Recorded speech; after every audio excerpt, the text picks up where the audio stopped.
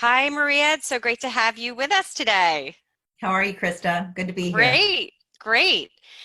For everyone who doesn't know me, I'm Krista Hershella. I'm the Director of Partnerships for Delegate Solutions. We're a premium virtual assistant company.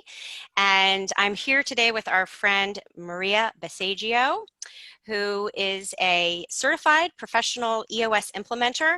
And for those of you who aren't familiar with EOS, EOS stands for Entrepreneurial Operating System, which is actually a system that our company is run on and has been transformative for us.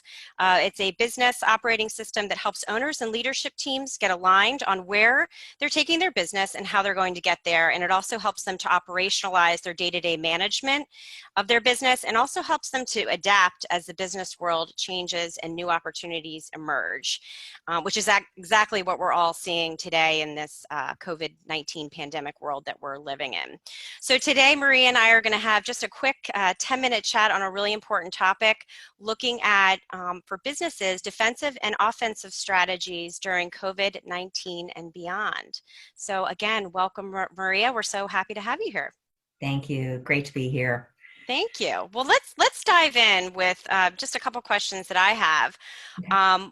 In your experience, what have been some of the biggest concerns that you've seen owners and leadership teams experiencing?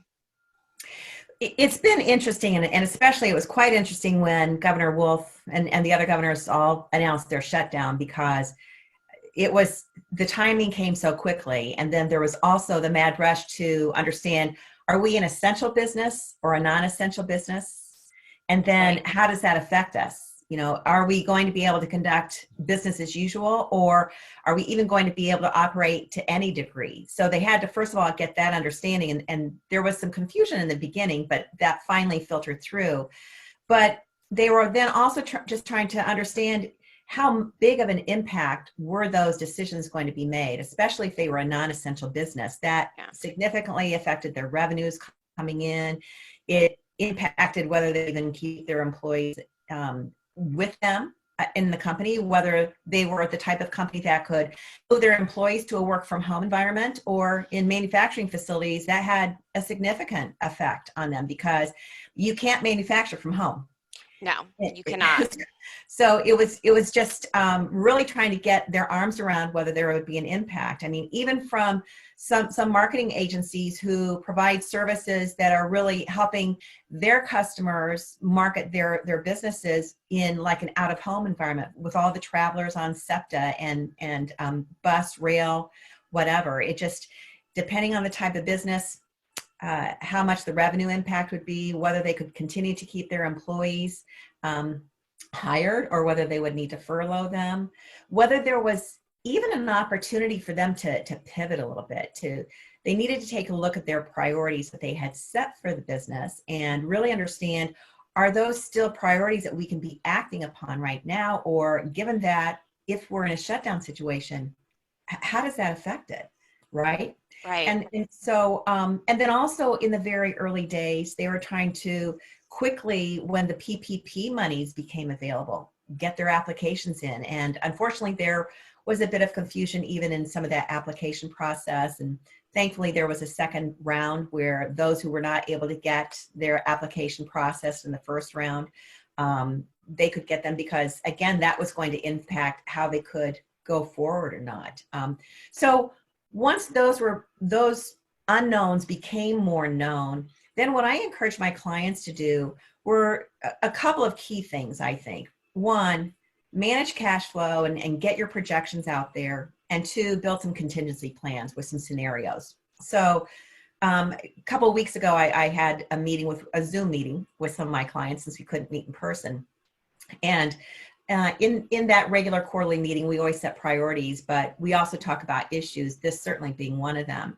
And what I asked them was whether or not they had built a contingency or a cash flow projection, because that's so key. It's not just looking out a week in advance or 2 weeks in advance or whatever, but you really need to be looking forward as far as what your cash flow impact is going to be. And the good news was they had one, and it was for 8 weeks. So that was a reasonable amount of time, but I encourage them to really think about getting their cash flow projections out more for a 13-week period of time. So they're looking out for a whole 90 days ahead, because there's so many factors that could affect the cash flow.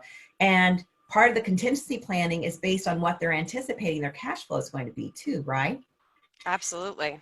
So, and if you even think about, although the IRS has deferred tax payments to July 15th, if they're not looking a quarter out, they may not be realizing that they've got that tax payment coming up, and you absolutely have to pay Uncle Sam. So Absolutely. that's it's just critical for them to understand the cash coming in, the cash going out, and to be able to look at that so that they can monitor where is that threshold that says that they're going to need to kick in one of their contingency plans. So then the other step that we did is we took a look at what types of contingency plans did we need to build based on various scenarios. So certainly part of the scenario building was around, were they going to get their PPP funds or not? And even if they were getting them, how quickly could they get them? As well as what was the cash coming in, and was there an impact to not just their revenue stream now, but is there any kind of impact to their orders and the orders that they currently had, as to whether they could fulfill those or not? And if their sales pipeline, because they can't really get out there and do sales activity right now, everybody's not thinking about being sold to right now. People are thinking about, just let me manage the critical situation. So we built some contingency plans around various levels of revenue and timing of getting PPP funds, and what that impact would be on their employees, and what options that they had, maybe taking pay cuts before they start furloughing employees. And what I was so pleased was that they were very receptive to building those contingency plans, because what that did is it put them into a proactive mode instead of reactive mode. Because I think the hardest thing for leadership teams and owners is going to be if they have not put together a plan that says, all right, with this scenario, here's the plan of action. Scenario B, here's our plan of action. Then when those situations happen and they start getting cash strapped, they're going to be making decisions about their employees and so forth in a very rushed manner. And it may not be as well thought out as they would like. Certainly would be well intentioned, but they just may not have the time to think it through as well as they'd like to. And so there may be some impacts that they weren't expecting that they could avoid if they plan in advance. Absolutely. So that's a lot of what I'm seeing right now. Yeah, and I think you're making a great point in terms of leadership really thinking of those contingency plans and also communicating those plans to employees, which is so Right. critical, because they can then feel, okay, everything around me is out of control, but our leadership team really is thinking ahead, whether it's, leadership taking pay cuts and things that you mentioned that have been happening really before the furloughs. So I think that's a really amazing point that you made there.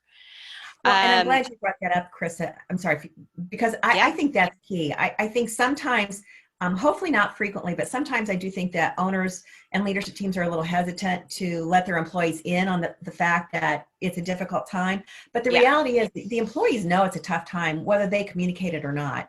And they can bring a sense of calm to their employees if they share with them, look, here's the situation. It's not unique to us. This is something uncontrollable. The virus is something that medical science is trying to get under control, but we're doing our best, and here's what we're doing to mitigate the situation for our business and for you. And it shows that the owners and leadership teams care about the employees, and that they are, by being transparent, bringing them into the fold and hopefully calming them a bit. That's really key. Agreed. And I've heard this, I'm sure you've heard this too, that it's really the first time where leaders and owners of companies and employees are all in the same storm. We're all in, our boats look a little different. We're not necessarily in the same boat, but we're in the same storm. And so for leaders really to sort of jump in there in that storm with everyone and say, hey, we don't have all the answers, but here's what we're planning. That's really the best that business owners can do in this. Yeah, and that's a great analogy. That really is. Yeah. Yeah. So Is the focus starting to shift now that a lot of companies, I know some are still waiting, but a lot of companies have received the PPP money and idle money and other money from the government. So what are you seeing in that regard? Because we're sort of in that next phase where people have that money and the planning around that's happening. I agree. And I am starting to see the focus shift a little bit because now, especially those who have received their PPP monies, now they have an obligation to bring those employees back if they want the forgiveness for that loan. If they don't care and want to pay the 1% as a loan, then that's a different issue. But if they're trying to get that forgiveness, they need to have a way to bring the employees back. So they're very much focused on how do we bring the employees back? How do we have something for them to do, to work on that's going to be substantive and meaningful for them, but also how do we reopen eventually? So in regards to how to bring the employees back, some of the companies are getting building their offensive plan, I'll say, where they're trying to think about, all right, are there some things that we can be offering that maybe help our customers deal with this situation? Maybe we're in a technology business where we can provide some services that help their customers deal with all their employees now working from home. We've all seen the restaurants offer the curbside pickup or whatever for your dinners. I think it's also interesting that you've probably received some emails from this as well, but you're seeing the museums and the zoos even do the video views of a gallery in a museum. Or I just saw on, I think it was 60 Minutes or maybe 2020 last week, where zoos, this one particular zoo was having Facebook live sessions of pelicans catching fish, and they named the pelicans and who caught the most fish, and they had a tortoise race. And so it's involving the kids, but what's important about that is maybe they're not able to offer a service or anything to bring revenue in, but they're staying top of mind with their constituents so that hopefully when they're able to reopen, everybody will be anxious to get back. So I'm seeing a lot of that, of thinking of what can we do to either bring revenue in a different way or stay top of mind with our customer base. But also the other thing is, what can we do to keep our employees busy? And what I'm suggesting too is think about, are there some things that you can be doing to improve the business? Can your employees, as they're coming back, help you work on some business process improvements? Or maybe there are some processes that you hadn't documented yet that you could go ahead and get documented. So those are some things in regards to just trying to find ways to get your employees productively busy when they come back so they can feel good about being back. But that being back then leads to the reopening, right? Absolutely. And that's not an easy thing to determine either. It's depending on the type of business. So whether you're a customer facing business or your employees just come back to an office environment, or if you're a manufacturing facility, you have a lot of different guidelines that you're going to have to follow. So I think it's really important that owners and leadership teams go out to their state's website to understand what guidelines are being and requirements are being put out there for their reopening. But also, I think that's something that they should plan for rather than waiting until the actual date to the best of their ability. I was talking to a business owner, gosh, now about a week and a half ago, and I love the plan that he put together. He told me that, first of all, they're an international company. And so he was identifying which offices could be reopening sooner based on the information that they were getting about timing and so forth. And so he not only identified which offices in sequence would be opening, but he identified blue teams and green teams. And don't remember what he identified for each, but one team was the workers that would be coming back. And the other team was the workers that either were sick and could not, or preferred not to come back yet. They weren't comfortable with it. As well as some that, even though they could come back and were willing to, were not going to, because they were going to be their backup in case those who went back to work got sick. So it was a well thought out plan. And then another business owner that I was talking to actually just last Friday, James Madison, he owns Cinema Expressway Rentals. You probably know James? Yep. Yes. Yep. I know that name for sure. Yeah. Well, what I loved is that he involved his team, his leadership team, into helping come up with their reopening plan. So they were thinking about what kind of communications do we need to send out from a marketing perspective about the reopening. They were taking a look at their facility and just the flow for when their customers come in to pick up their rental equipment. So how do they need to configure it? How do they need to market so that they keep the social distancing and so forth? How would they even clean the rental equipment when it comes back? You know, what rental equipment usually has a slow turnaround time versus which rental equipment really needs to be cleaned quickly because that demand is so high. I just thought that was terrific that not only had they planned so well, but that he made his leadership team and his employees part of that solution, which is great. It's So, but critical. just yeah, but Yeah. that's where I see owners and leadership teams' heads are right now, thinking about how do we reopen as well as the when, but the how. And I think, and you brought up so many great examples and stories there. I think the creativity and the intentional thought that's going around this with business owners is really, it's inspiring, right? Because this is not Yes. something any of us have dealt with before.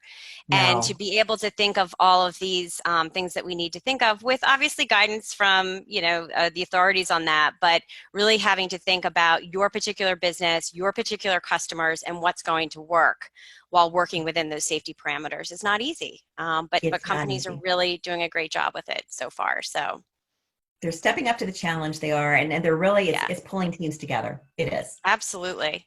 Well, this has been a lot of fun and such great information shared. I know it's going to help a lot of business owners out there and folks that are listening. And this is just a quick chat with you, Maria, but if people want to get in touch with you or continue the conversation about this, how can they learn more and get in touch with you? Well, the easiest way may be just because my name's not the easiest to spell, but go out to sageinsightsllc.com and just go to my contact us page and just put a Great. request in. I'll be happy to get right back to them. Or if they can find me on LinkedIn, of course, they can always message me that way. But also something that I've offered to some companies, if they would just like to uh, get together on a Zoom call for an hour and have me work with them and their leadership team to help them try to solve some issues. In what I do in EOS, we have what we call an issue solving track, and it's really helping companies right now work through some of their key issues. So, if some are interested in that, they could certainly give me a call and would be willing to entertain the first few that reach out to me for that. Thank you. That's a great offer. Thanks, Maria. So You're welcome. sageinsightllc.com, right? And Yes. again, thank you for talking with us today and sharing your expertise. Really appreciate it. Well, thanks for having me. I appreciate the opportunity too, Krista. And good luck to everyone out there. Tough times, but good times. Absolutely. All right. Take care. Thank you. Bye-bye.